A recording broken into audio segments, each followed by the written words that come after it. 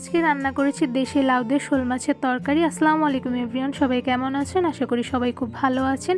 এই দেশি লাউ দিয়ে শোল মাছের তরকারিটা কিন্তু খুবই মজাদার হয়ে থাকে। এই তরকারিটা যেমন শরীরের জন্য স্বাস্থ্যকর, খেতে কিন্তু দারুণ সুস্বাদু। এই সুস্বাদু রেসিপিটি আমি কিভাবে তৈরি করেছি আজকে তাই আপনাদের সঙ্গে শেয়ার করবো। তো দেরি কিসের, চলুন ফুল ভিডিওটি দেখে নেওয়া যাক।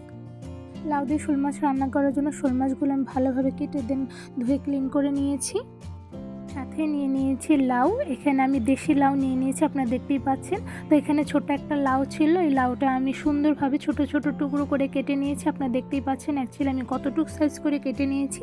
এখন আমি এই লাউ দিয়ে শোল মাছ রান্না করে নিব। শোল মাছের মধ্যে দিয়ে দিচ্ছি পেঁয়াজ কুচি, রসুন কুচি, ছিলে রাখা কাঁচামরিচ, আর দিয়ে দিচ্ছি রসুন বাটা, আদা বাটা, হলুদের গুঁড়া, লাল মরিচের গুঁড়া, জিরা গুঁড়া, ধনিয়া গুঁড়া, স্বাদ অনুযায়ী লবণ, আর সাথে দিয়ে দেব পরিমাণ অনুযায়ী পানি। এখন আমি ভালোভাবে নেড়ে মশলার সঙ্গে মাছগুলো মিশিয়ে নিব।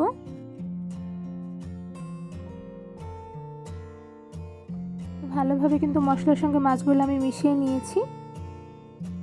এখন ভালোভাবে জাল দিয়ে মাছগুলো রান্না করে নিব। তো এই পর্যায়ে আমি ভালোভাবে জাল দিয়ে নিচ্ছি। মাছগুলো একটু নেড়ে নিচ্ছি। তো ভালোভাবে নেড়ে নেওয়া হয়ে গিয়েছে, এখন আমি জাল দিয়ে রান্না করে নিব। তো এই পর্যায়ে মাছের মধ্যে দিয়ে দিচ্ছি ধুয়ে রাখা লাউ। আমি এখানে লাউগুলো ছোট টুকরো করে কেটে ধুয়ে দেন মাছের মধ্যে দিয়ে দিয়েছি। এখন ভালোভাবে নেড়ে লাউর সঙ্গে মাছগুলো মিশিয়ে নিব।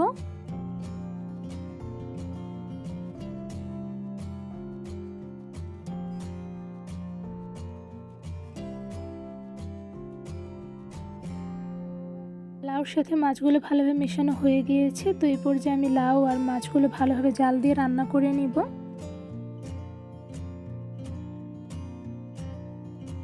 লাউয়ের তরকারিটা এখন আমি একটু নেড়ে নিচ্ছি।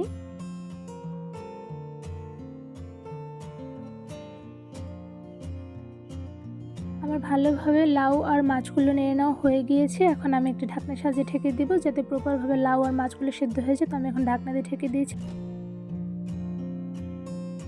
এখন ঢাকনাটা তুলে নিচ্ছে, দেখতেই পাচ্ছেন লাউ আর মাছগুলো কিন্তু অনেকটা সেদ্ধ হয়ে গিয়েছে। তো এরপর যে আমি ভালোভাবে একটু নেড়ে নিব।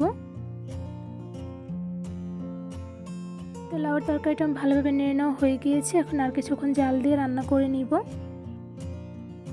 লাউ আর শোল মাছের তরকারিটা অনেকটাই রান্না হয়ে গিয়েছে। তো আর কিছুক্ষণ আমি রান্না করে নেব। ঠিক সেই পর্যায়ে আমি লাউ বাগার দেওয়ার জন্য বেরেস্তা তৈরি করে নেব। তো এখন আমি একটি কড়াইতে দিয়ে দিলাম পরিমাণ অনুযায়ী তেল, আর সাথে দিয়ে দিচ্ছি পেঁয়াজ কুচি আর রসুন কুচি।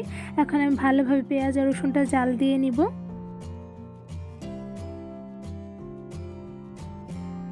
আর রসুন কুচিটা এখন আমি একটু ভালোভাবে নেড়ে নিচ্ছি।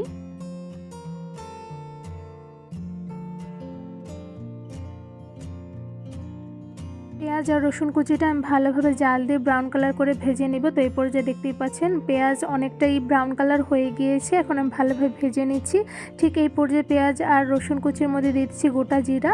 এখন আমি ভালোভাবে জিরা, পেঁয়াজ আর রসুন কুচিটা ভালোভাবে ব্রাউন কালার করে ভেজে নিব। তো এই পর্যায়ে অনেকটাই ভাজা হয়ে গিয়েছে। এখন আমি একটি সাইডে নামিয়ে রাখবো।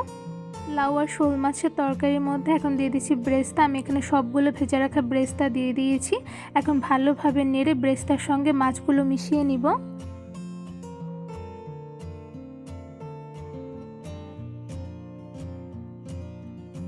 এই তো ব্রেস্তার সাথে মাছের তরকারিটা কিন্তু ভালোভাবে মিশানো হয়ে গিয়েছে। তো এরপর যে আমি ভালোভাবে জাল দিয়ে তরকারিটা রান্না করে নিব।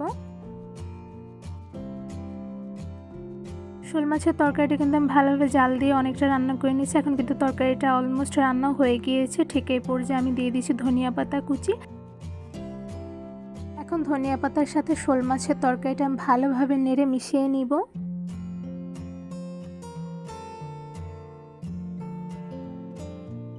লাউ দিয়ে শোল মাছের তরকারিটা কিন্তু অলরেডি রান্না হয়ে গিয়েছে। এখন আমি সবগুলো মাছ একটু বলে বেড়ে নিব। খুব সহজভাবে তৈরি করে ফেললাম দেশি লাউ দিয়ে শোল মাছের তরকারি। এই শোল মাছের তরকারিটা দেখতে যেমন মাশাআল্লাহ সুন্দর হয়েছে, খেতেও কিন্তু দারুণ মজাদার হয়েছে। আর এই শোল মাছের তরকারিটা কিন্তু খুবই স্বাস্থ্যকর একটি তরকারি। লাউ দিয়ে শোল মাছের তরকারি রেসিপিটি কেমন লেগেছে অবশ্যই কমেন্ট করে জানাবেন। রেসিপিটি ভালো লেগে থাকলে অবশ্যই আমার চ্যানেলটি সাবস্ক্রাইব করে দেবেন। লাইক কমেন্ট শেয়ার করতে কিন্তু একদমই ভুলবেন না। আজকে এখানেই বিদায় নিচ্ছি, দেখাবো অন্য কোনো ভিডিওর মাধ্যমে। সবাই সুস্থ থাকবেন, ভালো থাকবেন। আল্লাহ হাফেজ।